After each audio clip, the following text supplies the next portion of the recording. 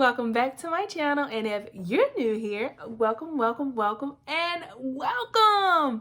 I know it's been a long time since I said that intro, but this is what this video is about. If you want to know what's been going on in my life, sit back, stay tuned, and I will see you guys after the intro. But be sure to subscribe and hit the notification bell below. We have videos coming this entire month. So yeah.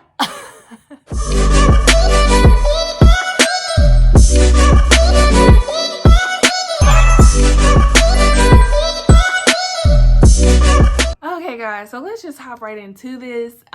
So before we get into it, if y'all have any updates that y'all want to update me on, leave a comment below. Like, utilize that comment section. That is our time for us to get to know one another, and I do comment back and we can chat and, you know, do what we want to do. So if y'all have any exciting news or anything you want me to pray for you about, or anything that you just want to mention, or anything that you hear in the video that you want to piggyback off of, please do in the comment section. I do comment back, and that lets me know that we can interact. Yeah. So I guess I can start with my COVID experience. So I did end up catching COVID-19 while still on maternity leave. It was the middle of December. I caught it through maintenance. They would come in doing a not a compliance check. They were coming and do a work order because a bar in our closet fell, and he came without a mask. And it didn't hit me because it was so early in the morning, and you know, I think I still had Paisley like attached, and I was just like, hello. And you know, and it didn't dawn on me until he left, and I was like, okay, well, I'll be sure to let him know whenever he comes back to put his mask on. But when he came back, he had his mask on. It was too late. And I want to say it literally 2 to 5 days later, and I want to say it was probably like the 3-day mark, I started experiencing sniffles, and I was like, oh, I'm catching a cold. But my sister-in-law was supposed to come watch Paisley for a week, you know, pretty much do a little daycare shift. And I was like, let me just go get tested to make sure, so that, you know, so we can all be good. Well, sure enough, I did go get tested, and I turned up positive, and it want to seem like, you know, I want to say I had the fever. I had the sniffles and the runny nose and the congestion. I had the, I want to say my sense of smell kind of, you know, fell back a little bit. So instead of having 100%, well, I have it like that 1,000% now that mommy knows. Woo, I can smell everything. But instead of having 1,000%, I probably was at a 20%. But I mean, after 3 days, everything subsided and I was good. But I will say this. If you don't have a strong support system, or for me, it was like a relationship with God and a strong support system, because I was literally having to pray, because literally the word and everything it embodies, fear, started to sink in. I mean, everything was good. I mean, lungs were clear, heart was good, everything was good. It's just that I was just in fear, because I had to literally isolate myself from social media and literally everybody, because it was always somebody was dying around me, or it was somebody dying on social media, and I was getting text messages of, did you know who died? I'm like, you know, I didn't tell anybody because I was so mad at first. I was so mad. So I didn't tell anybody, because I was just like, you know, whatever. But once that fear started setting in, that's when I started speaking on it and reaching out to people I know who had it prior to, just so I can be encouraged. So, y'all, you know, be careful. Even if you think little of not wearing your mask or the maintenance coming, be sure to stop them at the door and say, wear your mask. If they don't have it on, you know, come to your senses, because I didn't get it outside because I'm a super cautious person. I got it in the house where they tell you to stay, right? So let's move on to just postpartum. You know, another reason why I've been gone is because, you know, my edges were missing, y'all, and y'all can see how they like little thin, but they were missing. Postpartum shedding like took a toll on my hair. I would say I washed my hair probably 5 times since December, And each time it gets lesser, but I want to say the first 2 to 3 times I had a wig that came out my head. It was just a lot. I'll leave a picture here so y'all can really see what I was talking about. But I still had hair, but I'm just like, all this hair coming out.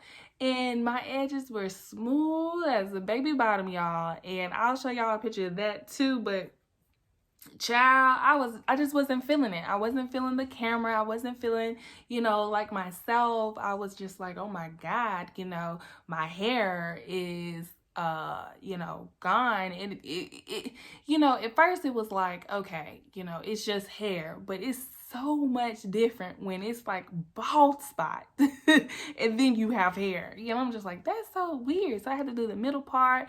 I just wasn't feeling it, guys, and then coming with postpartum shedding, it was, I was dealing with postpartum depression. There were some times that I would just be eating. And for me, eating like that wasn't something of the normal for me. And I know when I eat, and that's out of being depressed or down or sad. And even though I wasn't looking it and stuff like that, I was just like, oh my God, Randy, I'm eating so much. I think I'm depressed. And, nothing was wrong, but I just wasn't myself. So that just gave me an indicator. And, dealing with COVID, and I'm always like stressed out about my health because, I want to see my baby grow up. And I'm not gonna tell any sad stories today because I don't feel like crying. But so my hair is coming back. I got my edges back. We can put it in the bun. But postpartum depression is real, even though it don't seem like it's a moment in time where you are just sitting around crying or soaping and just want to jump off the roof or something. It can literally be so subtle where you're eating more than normal, or you're not eating in your normal equinities, or you're not taking care of yourself, or you're just not feeling up to those same tasks that you normally feel up to. Like for me, YouTube, I love YouTube and I love coming to you guys, sharing whatever I have to share for you guys. But I didn't even feel like doing that. Like I recorded, I want to say, from the last video I produced to today. So from, I think, October until March, I recorded, I want to say, three to 5 videos. And I just was looking at it and I was like, I don't want to post it. I don't want to post it. And I look cute. Your girl had got done up for y'all. So, so that just moves me on to my 4th point, which is anxiety. So again, dealing with COVID, postpartum depression, being a first-time mom, just the ways of this world and everything that life just brings. I've had a couple of anxiety attacks. Okay, so let me just put this in perspective. So pre-baby, my anxiety levels were always at a constant 5. During pregnancy, it was probably the lowest. I would say my anxiety levels went from a 5 to probably a 3. Post baby, my anxiety levels went from a 3 to a 6. So not too bad. Post COVID, my anxiety was at I want to say a 7.5 to an 8. And, adding on postpartum depression and, health and everything that I pretty much just described, people in my family dropping off like flies and stuff like that, I was at a 9, a high 9. When I say my hands would have literally like somebody just, pour some water in your hands.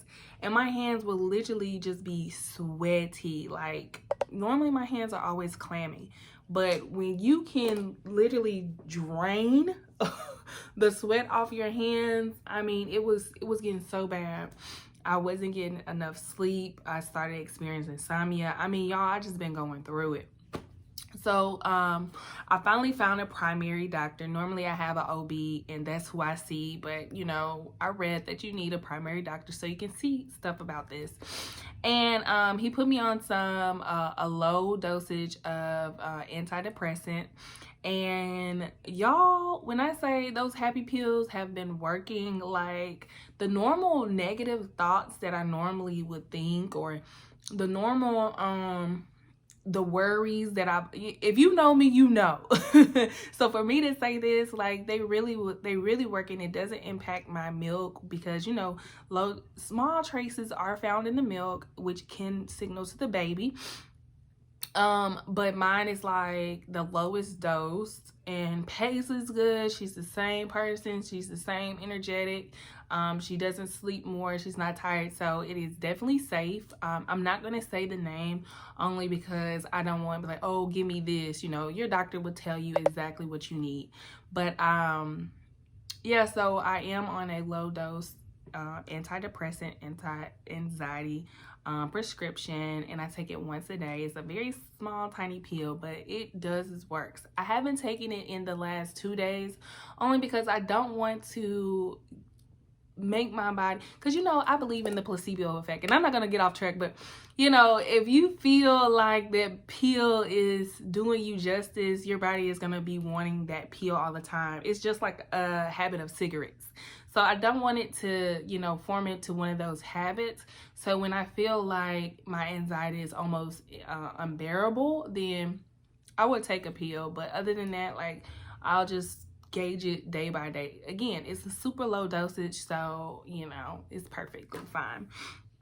School, and I have 2 more topics, which is school and work. So school, I mean, I'm just really not focused. You know, I'm just not into it, and this is my last year, so this is my last spring semester if everything goes perfectly. But I'm just not focused. Like, I don't want to do it, and that's just all I have to say about that. But you know, if the Lord says the same, I will be graduating with my master's degree in December of 2021. As far as work go, this is just a little bit thing so we can wrap this up. I was essentially going to quit out of fear of COVID. Like, I was just like, I can't do my job. I can't keep stressing about COVID and bringing it back to my daughter, and you know, having to meet up with these clients, and it was just too much. And that's another thing that was causing my anxiety to just go through the roof. And you know, I had to call someone, and I'm not gonna say names, obviously, and just let them know that, you know, my situation. And you know, I really thank God for them seeing me as a value employee. So I am still teleworking until April, after I get my vaccines, my last doses of my vaccine.